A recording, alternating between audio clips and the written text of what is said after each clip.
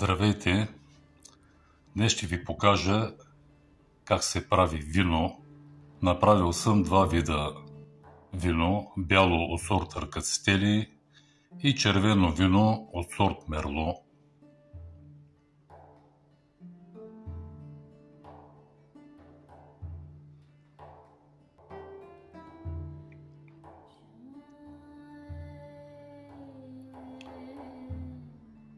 След като изберете сортовете грозде, от които желаете да направите вино, трябва да го смелите според вашите предпочитания машинно, като отделите чепките от гроздето, или ръчно, при което оставяте чепките в шерата. Когато правя бяло вино, винаги меля ръчно гроздето, защото танинът, който се съдържа в шепките, ще остане дълго време в виното и по този начин ще подпомогне процесът. Танинът играе важна роля в направата на качествено вино. За да стане качествено вино, трябва да имате помещение като това. Температурата в него не пада под 14 градуса и не надвишава 17 градуса по Целзий. Гроздето е смляно, поставено е в подходящи съдове за производство на вино. Отгоре е поставена решетка с кара, която се ограничава да не се движи от греда, притисната в тавана.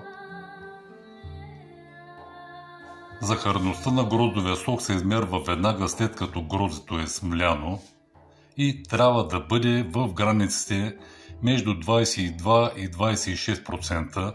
Ако захарността на вашето грозде е по-малко, то тогава се добавя захар. До достигане на посочените проценти, минимум 22% захарност, емулсията се преточва, докато започне реакция по ферментация. След петия ден трябва да започнете да махате пяната, да отпенвате виното, която се образува от ферментацията на гроздето. Отпенването се прави през ден. То продължава до 12-тия ден, когато младото вино трябва да се извади.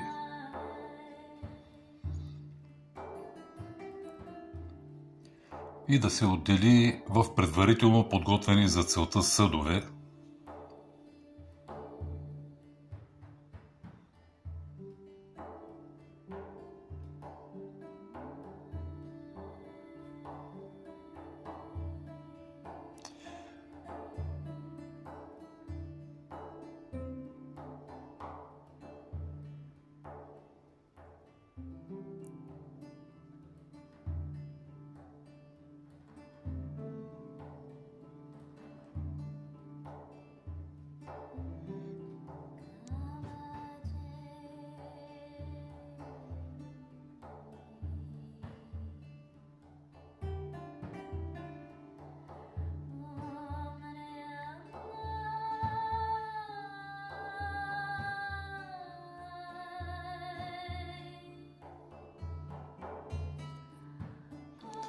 На 12-тия ден е време да извадим младото вино от джибрите.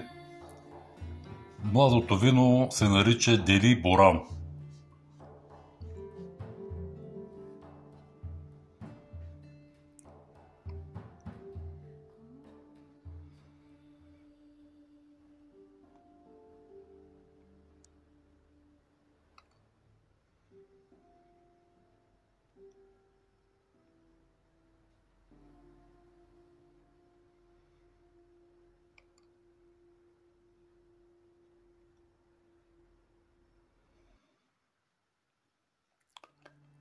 След това го наливаме в предварително подготвени съдове, чисти съдове.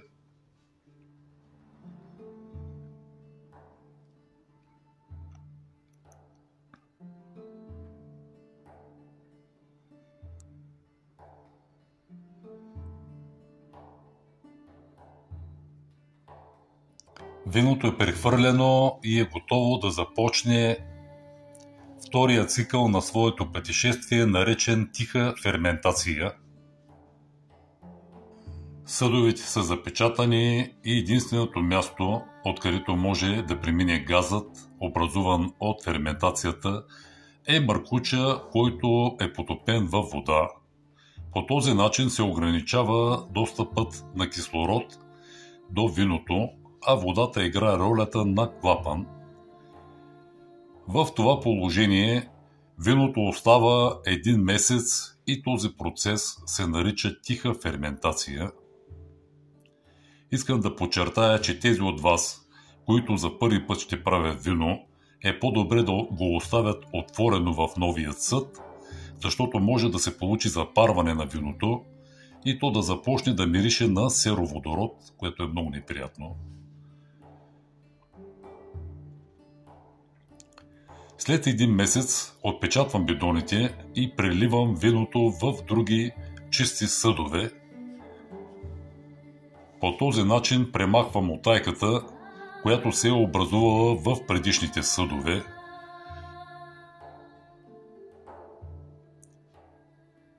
Желателно е да поставите виното в нови бъчви, където да отлежи поне година. Аз поставям дървен чипс за няколко месеца в бидона, който отделям при бутилирането на виното.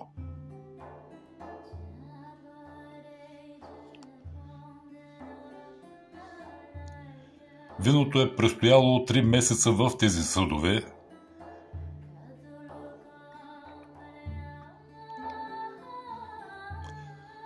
След което добавям калиев метабисулфит към него и по този начин се елиминират оцетните дрожди и така приготвям виното за бутилиране. При реакцията на виното и калиевият метабисулфит се отделя въглероден двуокис и е желателно да го правите при добре проветрено помещение. След един ден бутилирам виното, като използвам сухи бутилки и нови тапи.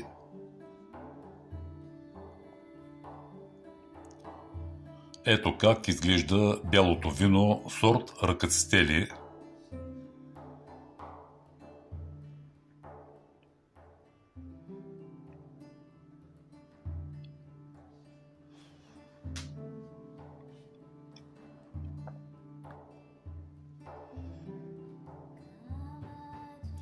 Наливам виното в бутилките.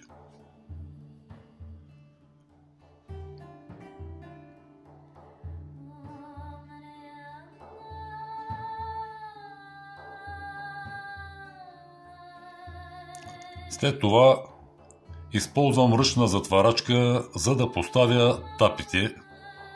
Има различни видове. Изберете си нещо, което да ви е удобно на вас. Бъдете внимателни и с умерени плавни движения извършвайте действието, за да не счупите бутилката.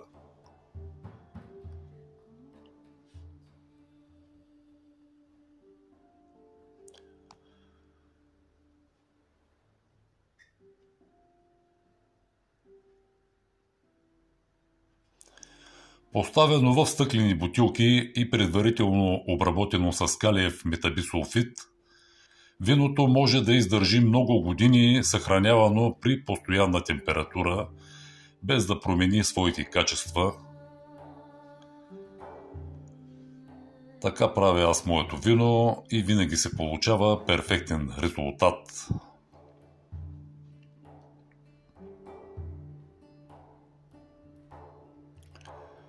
Пожелавам ви успех в начинанието и всичко добро!